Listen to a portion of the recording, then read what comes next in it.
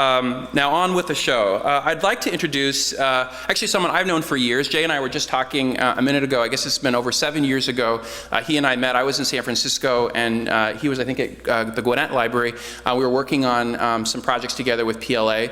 Jay is, as you will find, is a passionate speaker and leader in the library field, and we're really lucky to have him here today to share some of his insights on the world of libraries, but also in the world of leadership and innovation. Jay currently is a senior consultant for talent and organizational development for the American Red Cross. So we lost him from libraries, but actually what's great about Jay is he keeps coming back to libraries and continuing to work with us. In this position, he currently focuses on supporting organizational learning, performance, and training for the national organization. Jay also has extensive experience in learning management and organizational development for the nonprofit sector, and I'm sure you will see in his talk today his deep and rich knowledge across the board in libraries, but as well as other sectors and learning organizations. He has over 15 years of experience working in public libraries in a variety of administrative roles, so he's a real expert in understanding the work of our field. And in fact, just this year, 2015, Jay was named one of the Library Journal's Movers and Shakers of the Year. He has many other awards and accolades for his leadership in the field, but rather than going through them, I'm going to welcome him to the stage. So please join me in welcoming Jay Turner, who will be leading us in our talk today.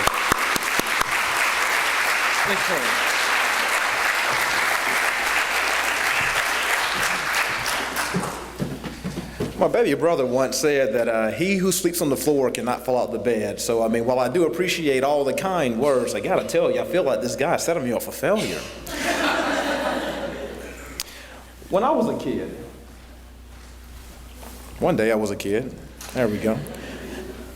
When I was a kid, I had a problem. It wasn't a small problem, it was actually a pretty big problem. I had this unhealthy fascination with Transformers. How many of y'all remember Transformers? Here we go, the robots in disguise, Optimus Prime, Megatron, Starscream. When I was a kid, my problem was I wanted to play with every single Transformer that existed. But there was a problem.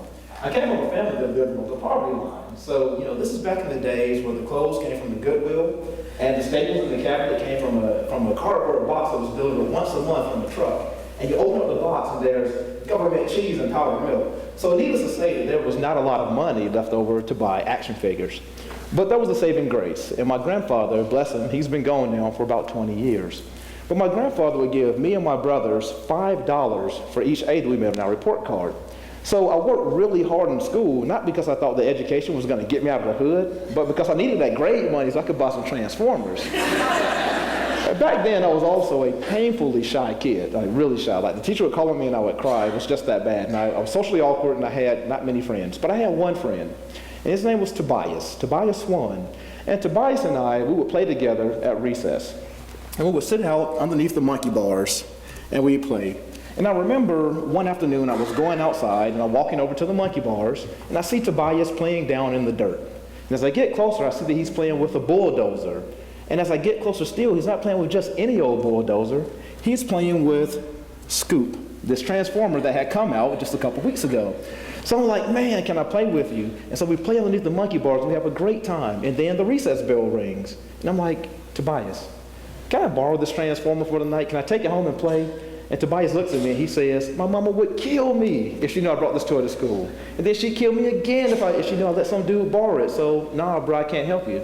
And I was like, well, Tobias, I have Transformers at home too, so maybe I'll bring you one, we can trade. And Tobias thinks about it and he says, my mama wouldn't know the difference from one robot to the next, so why not? So I go home and I bring home one of my Transformers and we play. And we do this for the next several days. And then the other kids start to notice that me and Tobias are having too much fun underneath those monkey bars. One afternoon, Antoine, the classroom bully, is starting to make his way over to us. And I'm like, oh crap, this guy's got to beat the brakes off of us and take our toys. But Antoine was really nice that day. Instead of beating us up, he said, can I play with you? And we were like, okay. So Antoine plays with the Transformers, and then at the end of recess, what do you think happens? He says, hey, can I borrow one of your toys? And almost in unison, Tobias and I, we say, my mama would kill me if she knew I brought these toys to school. And then she'd kill me again if she'd let me know that some dude borrowed them. So no, bro, we can't help you. And Antoine says, well, I've got Transformers. And so he started to swap. And I had this idea because his friends got involved too. They wanted to trade Transformers. And I was like, well, if everybody wants to play with the robots, I mean, how about we start a Transformers trading club? I kept track of who had whose toys and when they were due back. And you know what that allowed me to do? By the end of the school year, I played with a whole lot of robots. So no, I could not buy all the Transformers, but I had an opportunity to really get what I wanted, and that was to play with the robots.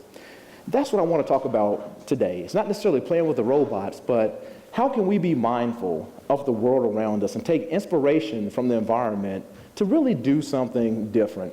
You see, bartering, because that's all it was, bartering has been around since the beginning of mankind. But if you look at the context, here's a guy with no money, no resources, but he wants to play with all the toys. He barters to get what he wants. So while bartering in and of itself is not innovative, in that context, I have to say, as a first grader, I was pretty innovative. I think that we all have the capacity to be innovative. You see, I was so ecstatic to be invited to be a part of this day because, I mean, nobody does innovation in libraries better than the Chicago Public Library. I mean, after all, I mean, y'all got like, what, Chance the Rapper talking about, I'm Mr. U Media? No, dude is not Mr. U Media. I mean, you all are Mr. and Mrs. U Media. But Chicago does it big and you do it really well. I mean, you're rated by the Heinrich Heine Institute as the best library in the country. And you're looked at as one of the top 3 in the world, so no one does innovation better. But there's the other thing, too, that I want to talk to you all about. It's that innovation doesn't start in the C-suite. It doesn't start up top with the director and the commissioner and all of that. Innovation is a part of all of our jobs. Innovation happens at the fringes. Innovation happens in the trenches. Innovation happens when you and you and you and you all make a decision to be bold and to do something differently. You see, I'm going to talk about innovation, and I really hate to do it because I'll have like a Pavlovian response every time I hear the big I word, right? We talk about it so much in libraries, I really want to just like lose my lunch on the stage. However, it's still an important conversation to have, so I'm going to channel my inner Bill Clinton.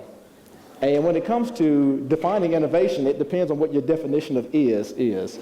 So I believe that innovation can be when you introduce that bold idea to get results. I believe that innovation is also leveraging new and disruptive technology to get results. And I believe that innovation is also changing the way you do business to get results. But also, innovation is not just taking the bright, the shiny, the new, the sexy, and bringing it over and just plopping it into your backyard. This is all about looking about the world around you, understanding the context of behavior, and then actually making an alternate reality. And that's what I'm going to challenge you all here today to do. I know that this All-Staff Institute is great. It's amazing. It's going to give you opportunities to like network and to share and to grow and even like, get some thoughts from like experts in the field. But the thing is, I'm going to challenge you to look. I'm going to challenge you to look at what's going on in the sessions around you. And I'm going to challenge you also to understand what's being said, and not just understood here about what you think about it, but how do you feel about what's being said? And then, and most importantly, I want you to walk out of here today and actually make something of it. Do something with it. Be the change in the world that you want to see. Innovation is all about looking and understanding and making. So, I don't think that libraries are going anywhere. And so why is it then that we're talking about this conversation with innovation? Why are we still doing this? You see, I think that if you really want to know why you should talk about innovation, you should just look at Nokia. All right, audience participation time. If you have a Nokia cell phone, let's see those cell phones. Take them out your pocket and raise it up. Hold it up for everybody to see if you have a Nokia cell phone. Let's get it. I see one person pulling. I see one. I tell you what, if you have that Nokia cell phone, stand up. I'll give you $10. All right. I think this is fascinating, and this, my friends, proves my point. Nokia was synonymous with cell phones. Nokia was cell phones. They were the institution of cell phones. 1980s through the mid-2000s, Nokia was it. Nokia at its height had a market capitalization of $200 billion. I mean, that's a whole lot of books and salaries and buildings, people. I mean, that's a whole lot of scratch. Nokia also had 48% of the global cell phone market at its peak. And now, they don't. In fact, Nokia is no longer in the cell phone business. What happened? So let's talk about a few things that happened. So first of all, in the year 2000, like Nokia, they're selling their phones like hotcakes.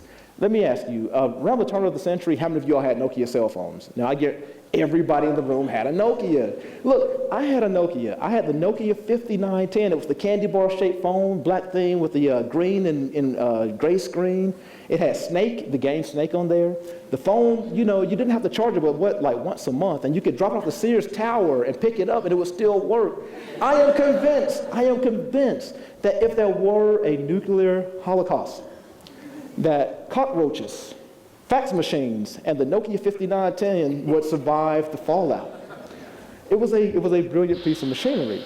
But in 2000, Motorola came out with the Razr. How many of y'all remember the Motorola Razr, the flip phone? The chief executives of Nokia over in Espoo, Finland, they were like, yeah, the flip phone, this is an American idea. It will be gone in 1 year's time. Well, guess what? It wasn't. For the next 3 years, the Motorola Razr was the best-selling cell phone in 3 years, and it's still, in fact, it's one of the fastest-selling cell phones of all time. Now, something else happened. In 2004, the U.S. cell phone carrier said, we are going to change the way that we do business. We're going to start offering subsidized cell phones. This is where, you know, obviously, you sign a 2-year contract, and you get your phone for free or almost free. And so the U.S. cell phone carriers, they approach Nokia, and they say, Nokia, we want to sell your cell phones on subsidy. And Nokia looks and says, no, this is not the way that we do business. Nokia has always sold their phones directly to the consumer. So when you bought a Nokia phone, you bought it unlocked, and it will work on any carrier. I mean, so I like the freedom of that, but you paid the full price for the phone. By 2005, because Nokia refused to change the way that they sold their phones, they were out of the U.S. cell phone market. Now, pop quiz. Who made the first smartphone? Someone says Motorola. I think I heard Apple somewhere. But I'm going to tell you that you are wrong. Nokia made the first smartphone. In 2006, Nokia made the Nokia N95. I actually own one. This phone was a beast of cell phone machinery in 2006. It had dual processors, a ton of RAM. It could make satellite calls. It had a full-color screen. It had FM radio. It had free music. It had a QR code scanner. It had GPS. I mean, this thing could probably make you waffles in the morning and pour your beer at night. I mean, this phone did everything. And on a spec-by-spec basis, you could look at the Nokia N95, and it still could carry its weight against cell phones in 2010. It was just that powerful. But no one except me owned the Nokia N95. If you bought it from Nokia, this phone would cost you $800. And then when you got it, it was still shaped like a candy bar. Nokia refused to change the way it designed its phones, and it refused to change the way that it sold them. And by 2007, Apple comes out with the iPhone, with a touch screen and a simple design aesthetic, and the rest is history. Nokia, the once proud Finnish giant, sold to Microsoft in 2014 for $14.5 billion. It's a pittance of what Nokia once was. So, are libraries going to go the way of Nokia? I'm not saying that. Nokia is still in business, but Nokia is no longer in the cell phone business. Jack Welch says that you should change before you have to. And the thing is, I am challenging each one of us to do our parts on a day-to-day basis to make sure that we're helping the library change the way that it should so that we can continue to be that bastion of light and hope and aspiration and support where we can really empower the community and individuals within it to grow and reach their full potential. I think this is important because we live in a time of what's called permanent whitewater. And permanent whitewater is this sense that change is not the only constant, but it's pervasive and it's persistent and it's paradigm busting. And so it's very challenging for barges to navigate permanent whitewater. I mean, if you think about a barge, what happens when there are big waves? It capsizes. Now, people don't like me to say this, but libraries are barges. In fact, any hierarchical organization is a barge. We are meant, by the way that we're set up, to be efficient. We manage efficiency really well. We project manage things, we change manage things, and they tend to work. But we have a hard time jumping through windows as they open. We need kayaks to jump through these windows of opportunity. And what I'm here to tell you is that, yes, the library as an institution, as an organization might be a barge, but we don't have to capsize because you all are kayaks. Each one of you are kayaks who have the potential and the capacity and the capabilities as these windows of opportunity open to help us shoot through. The thing is, we're facing a lot of change. And it's not just libraries, but across all sectors and across all industries. The rate of change is amazing, but it's not a linear increase in the rate of change. It's exponential. So what this means to us is that, yeah, there's going to be more turbulence and disruption, but we also have greater and greater opportunities to jump through these windows and go to a golden horizon that we have yet to define. And each one of you is a part of the generator that helps us get there. So if we know that there's always going to be continual change around us, and if we know that we all have a responsibility to help be a part of that change, then how can we start to look for those opportunities in our own lives, in our own spheres of influence, to help be a part of the change that we want to see in the organizations? So here's the thing, and I'm going to level with you, right? I'm going to shoot straight because that's what I do. I am not a futurist. I don't study organizational psychology. I don't have an advanced degree in human behavior. I do not do human-centered design. There are people who are far smarter than me that make far more money than I do who do that. But what I do have is my experience. And I can tell you from my own experience that individuals, one person, can make a difference. You see, in every step of my career, and I've worn a ton of hats, and like Brian said, I mean, I've been in libraries, it's been almost 20 years. I started shelving books when I was 14 years old. And I've done everything. I've worked circulation, I've worked customer service, I've done IT work, I've been a trainer, I've been a manager, I've been a librarian, I've done all these things. And I can tell you that along the way, we all have the ability, regardless of where we are in an organizational hierarchy, to really help move the needle forward. And so that's what I got today to share with you. I have nothing fancy. It is literally my stories. And I hope that through this, maybe you all can see and embrace this idea that we can all be a part of the change.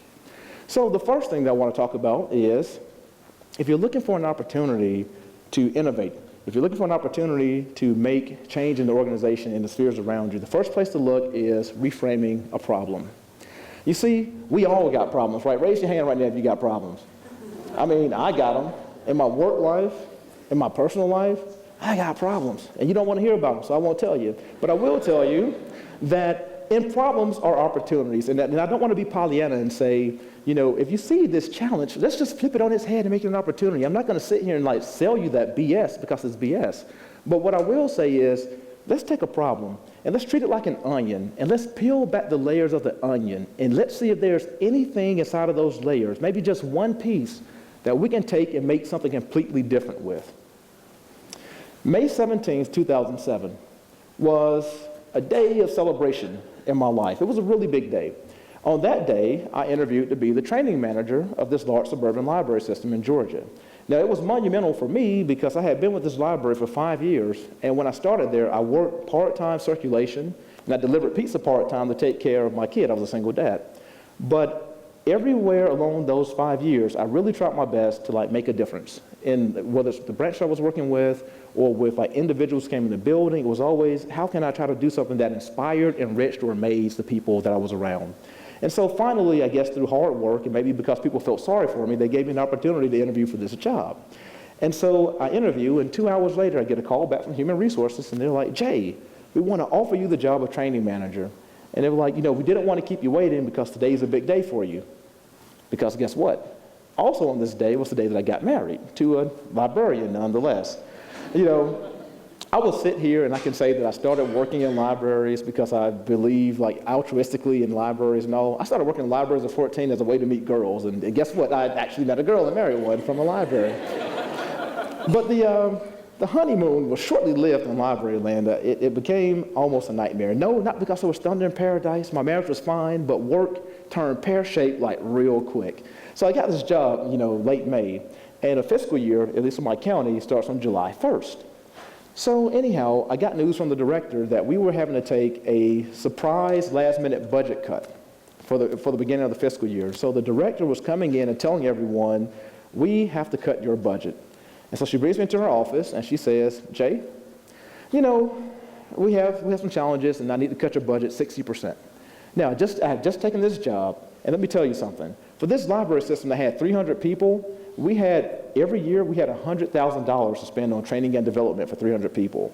Now, let me give you some context. When I worked at the state library as director of continuing education, for 3,100 people, I did not have $100,000. So this was a library system that really believed in putting its money where its mouth was when it came to training and development. But she was telling me that she's going to take 60% of my money, and then she wanted me to make sure that this program continued to be world-class and respected, because this was a really well-renowned training program. And so I put on the brave face in her office, but when I get home, I'm like, oh my goodness, how am I going to do this? So I sit down with my wife, and I say, baby, you know, I got called into the director's office today, and, you know, she told me she's taking, 60% of my money, and how am I going to, train, all these people when I only have, $40,000, and I just can't do it, and I hate that I ever took this job, and, I'm lamenting, and my wife, as she's listening, but after a few minutes, I notice that she's not paying attention. And so I'm like, I look at her, and I'm like, wife, what are you doing? I'm pouring out my soul, and you're not paying attention. And I noticed she was scribbling, and so she held up the sheet of paper she was scribbling on, and she had drawn a red circle on this white sheet of paper. And she says, baby, I want you to take your thumb, and I want you to do this with me. Take your thumb, and I want you to aim it toward the center of the circle. So close your left eye, and with your right eye open, make it where the tip of your thumb is facing that circle. You got it? Now, switch eyes. Keep your thumb there, but switch eyes. What happens? Your finger moves. Your finger moves. My wife says, you know the target. You have to maintain this excellent training program. You haven't changed. You're still the same person. The only thing that's different is the perspective. And she was like, whoever said that you had to do training the same way it had already been done? And that was the first Homer Simpson moment I ever had in my marriage. Whoever said that you have to keep doing things the way that they have always been done? And so back then, I knew a little bit about e-learning. And I was like, I know that since I have a budget cut, if we implemented e-learning in the library, we could save some money. And so I didn't know exactly how to do that. And so whenever I don't know the answers, I try to go and find the smart people. I want to find the geniuses so that they can help me frame the answers. And so there was a think tank in New York, and I knew that they were having this thing called extreme learning. And it's like a 1-week intensive thing where all these really smart people in training and development get together and they geek out and they talk about e-learning and the future of learning. And I was like, if I can get accepted into this think tank, then I'm sure that I can figure out something that's going to help me at home. So I go to my director, and she gives me the okay to attend. I get the invite, and there I go. So I spend a week picking the brains of the best and the brightest in the training field. And instead of walking in and faking the funk like I knew what I was talking about, I simply asked the very basic questions of, look, I don't know anything. If you were me, what questions would you ask and who would you be talking to? And I did this repeatedly, and I got so much great information that ultimately within 6 months' time, I was able to go back to my library after I understood what was happening and implemented e-learning. The end result of this was at the end of that fiscal year, we had gone from spending $100,000 and only training 30% of our people to spending $40,000, getting everyone, 100% of people, access to really good training and development opportunities, and people were engaging in it 2.5 times more than they were with the face-to-face stuff. And we continued to build on that program over the next 3 years, and the work that was done in that library system has been chronicled inside of an ALA Editions book called Workplace Learning and Performance. So the thing is, one person can do something. You spot a problem, it doesn't have to be the end of the world. I challenge you to unpeel the onion and look for one small thing that you can make different, because anybody can do it. The second place where I believe that you can look for opportunities to innovate are the missed opportunities. Sometimes we're so busy in our lives that we miss the opportunities that are already at our fingertips. In 2005, I had finally graduated from undergrad, and it took a long time for me to get out of undergrad, but I finally finished. And at that point, I was like, I'm going to grow up and be like a teen librarian, because I'm like Peter Pan. I don't ever want to grow up, and I want to hang out with kids all the time.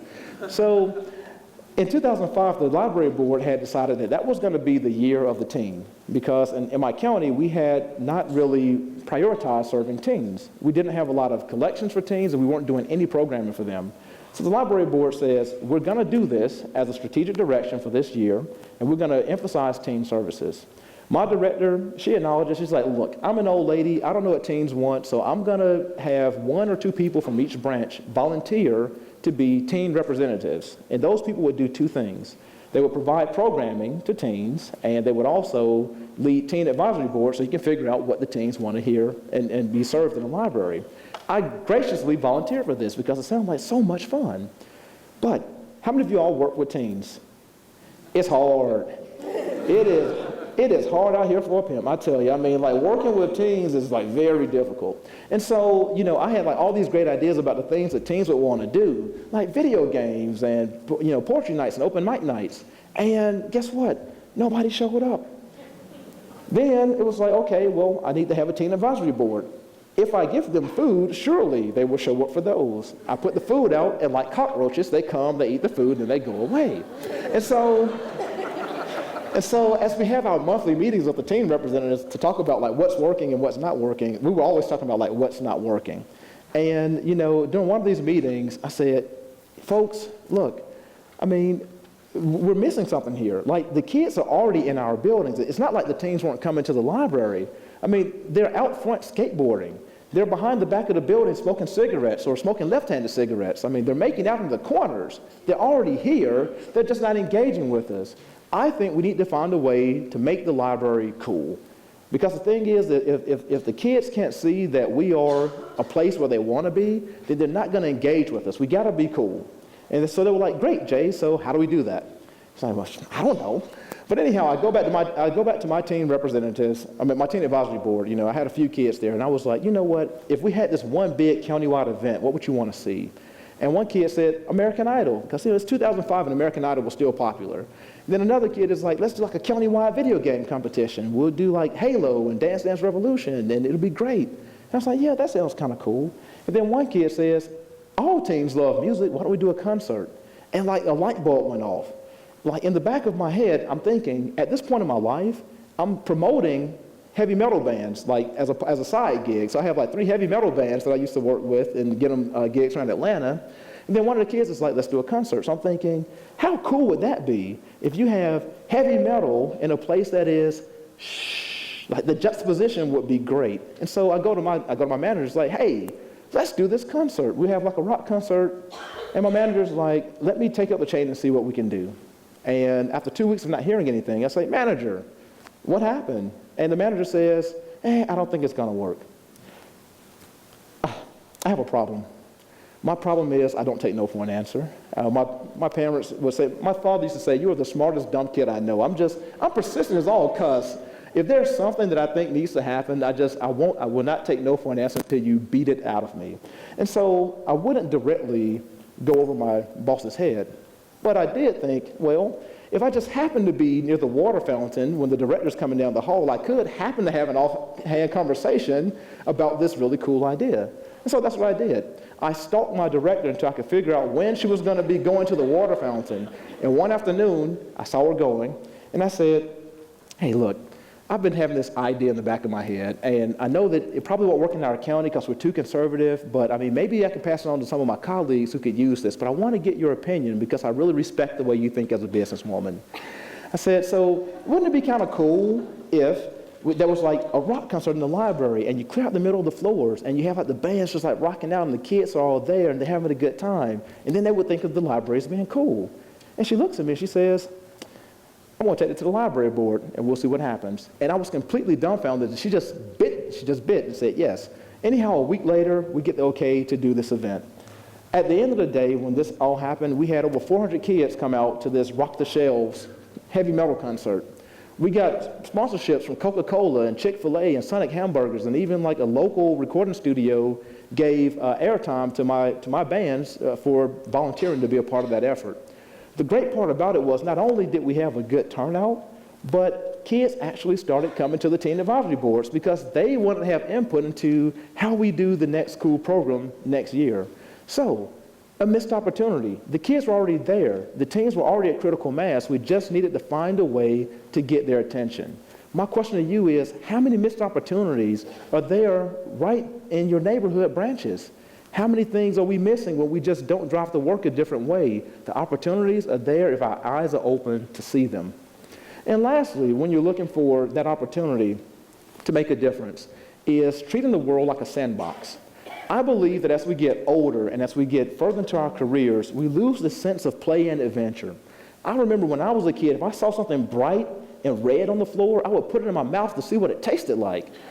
It's all about experimentation. I think we all kind of lose the sense of experimenting. But I want to challenge you to look at the world as a sandbox and really look for opportunities to experiment and do new things on a day-to-day basis. I want to tell you one last story, and that is when I became the Director of Continuing Education and Training at the State Library of Georgia, I had already seen how when you have infrastructure at a large public library system, when you have the infrastructure and the e-learning assets, you could really develop people in really cool ways.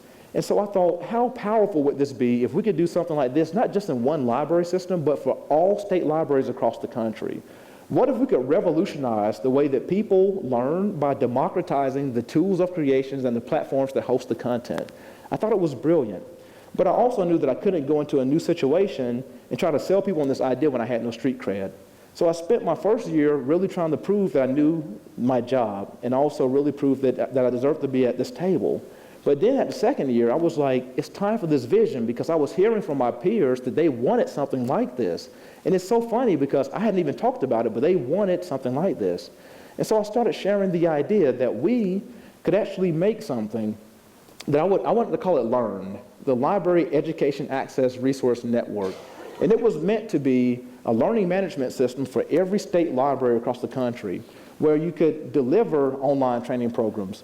But just beyond delivering, the people who actually made the e-learning stuff, the training managers, anyone who had responsibility for developing training, they would be able to load their training assets into the system so that somebody in another state could download them and then remix, reuse, and redeploy that stuff in their own backyard. I mean, think about it. It reduces duplication of effort. If I in Georgia have already made a great class about customer service, why would my friend in California need to make something completely different? All he has to do is just change a few things and make it local to his community or to his trainees, and it will work. So my peers were excited about this, but when they went back to their library development people and their state librarians, it was like, this is not the way we do things. This is way too radical. This is too nebulous. I just don't see how it can work. Can you prove to us that this is going to work? And so I said, you know what? I'm going to go back, and I'm going to scale this idea down. I'm going to do exactly this, but I'm going to do it just for Georgia. And so I did. And so for Georgia, we created the Georgia Library Education Access Network. That's called GLEAN. And what this does is it's like the same concept. It provides a learning management system for every public library system in the state of Georgia. We have 63. So every public library system in the state of Georgia has access to an enterprise-class learning management system. And the people who do the e-learning training for those library systems, they can share their training assets with other trainers. And then those people can remix, reuse, and redeploy the stuff so that they can save money and time and effort in their class development. I mean, it's what got me Library Mover and Shaker. And what's really weird about that, just as an aside, when I had left the state library, literally, I was leaving libraries as a career. I got in my car, I was driving, and 10 minutes later, I get a call, and it's like, you've been selected as mover and shaker. And I was like, really, if you had told me this 15 minutes ago, I would still be here. But no, literally, experiment. We all need to look at our work environments, the people that we work with, any place we can, to say, what happens if I just try something different? And let's just see what happens. I love the idea of experimentation, and actually I love what Chicago Public Library is doing with experimenting, and I want to challenge each of you to experiment and play just a little bit more. And so, what I want to leave you all with is simply this. If we know that we are the parts of the engine that can help a large institution like Chicago Public move through and move forward in these windows of opportunity, what are the individual things that we all can be doing, the small things, to help move the needle just a little bit in our lives and for the library? So the very first thing that I want to challenge you with is I want you to be bold. I want you to be bold. I want you to push beyond your limits. And what I mean by being bold is simply this. If you see something that's broken in the world around you, or if you see an opportunity in the world around you, instead of like looking at it and thinking about it, I want you to say something. See, I believe that there's like a lack of candor in the workplace. And now, this doesn't mean that you just always call things out. You have to do it in the right ways, but I believe that you have to say something. When you see an opportunity or when something's broke, you go to the right people and you say, hey, this is kind of messed up, or hey, we have this opportunity. Let's talk about, can we do something about it? Challenge yourself to push. And the second thing about being bold is I want you to take ownership of the way that you engage in the spheres around you. I want you to think of, how can I exert some influence here? And a big part of that is recognizing that when you have opportunities like today, like this All-Staff Institute, when your library is giving you an opportunity to like share and grow and connect with each other, take advantage of that. Invest in your learning.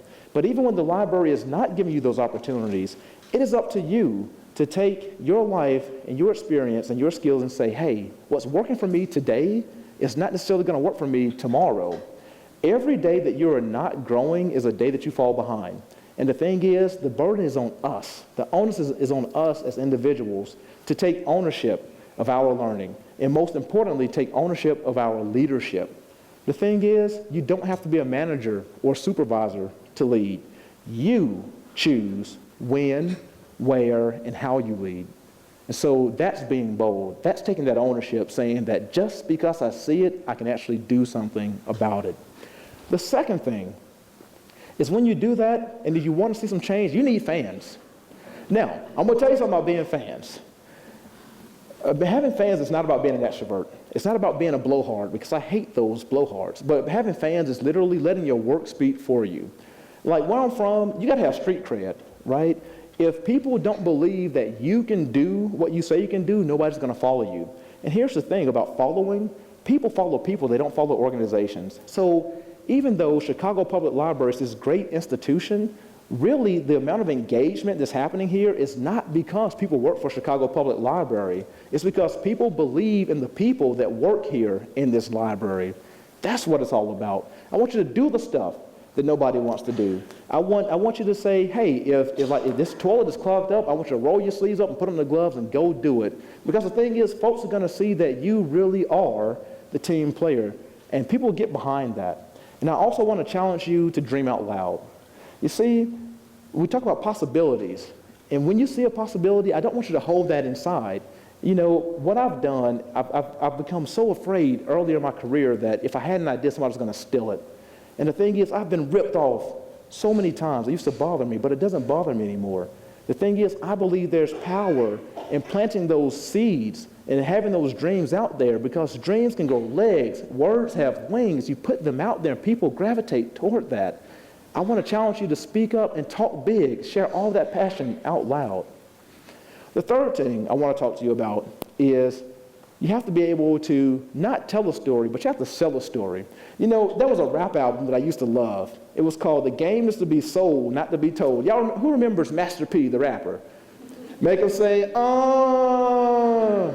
Okay, but look, the game is to be sold with people. You have to sell the game. You can't just say, oh, you know, this is what I think we should be able to do. You got to be able to do a few things. The first is create a sense of urgency. People gravitate toward big ideas that have urgency. You see, urgency is interesting and tricky.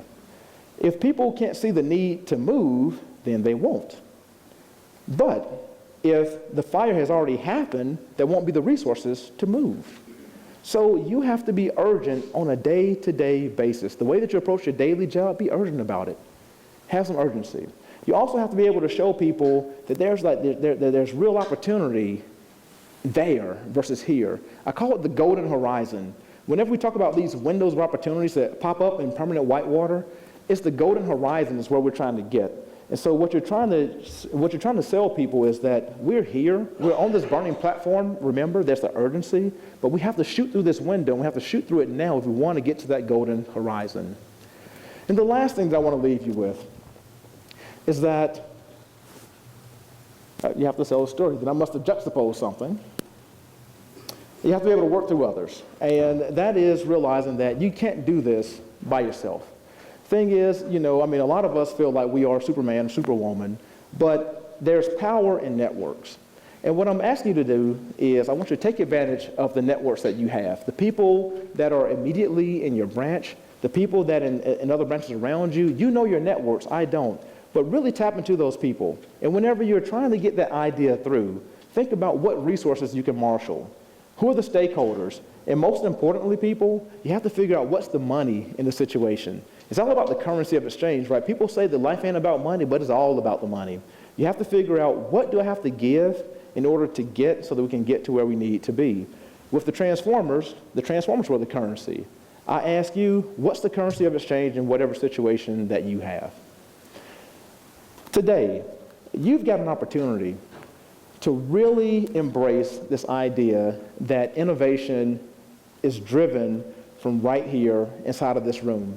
It's driven from right there, wherever you are in the other rooms, that each one of us has a part to play in innovating and helping Chicago Public Library go forward as it supports learning, as it supports economic development, as it supports the communities around here. We all have a part to play in that. And so I want to ask you, as you go about today, to be asking yourself, well, what if? What if I took an opportunity to look for the problems in the world and then try to find individual components that I can change?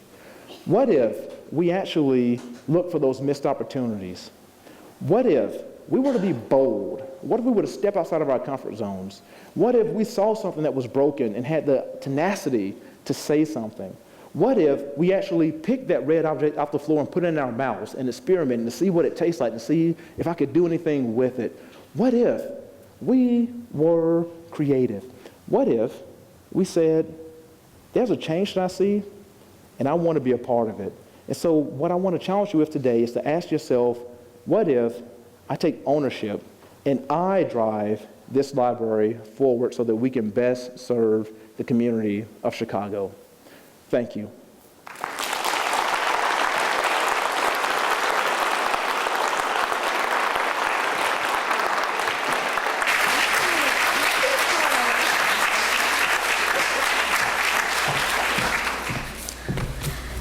Let's give another round of applause to Jay.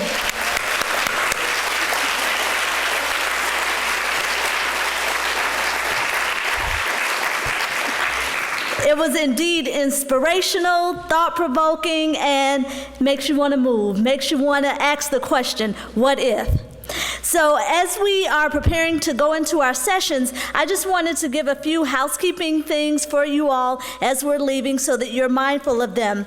One, I want you to be mindful that throughout today, there will be various senior staff members who will be talking with you, engaging with you, just trying to gauge how the sessions are going, what your thoughts are. And we encourage you to be honest, to be straightforward with us, because we do want to know. Your opinion does matter. And we're also going to be taking pictures throughout the day, and we're going to compile those things so that when we come back for our closing session, you'll get an idea of what your peers have thought about this day as well. So be on the lookout for senior staff members who will be doing that.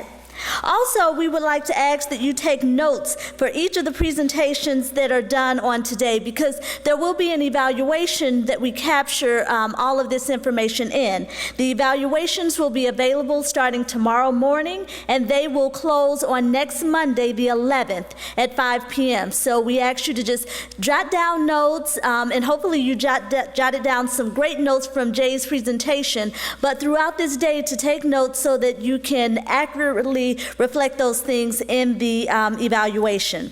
And lastly, before we break, I want you to know that on your on the form that you have that gives you the agenda for the day, at the very bottom is your lunch ticket. You will need that for your lunch this afternoon. So please keep track of that and keep it in a safe place so that when we do break for lunch, you do have that. So again, that's our closing session, and now we're going to break. You all have some time to run to the restroom and do some other things before our first session starts at 10:20.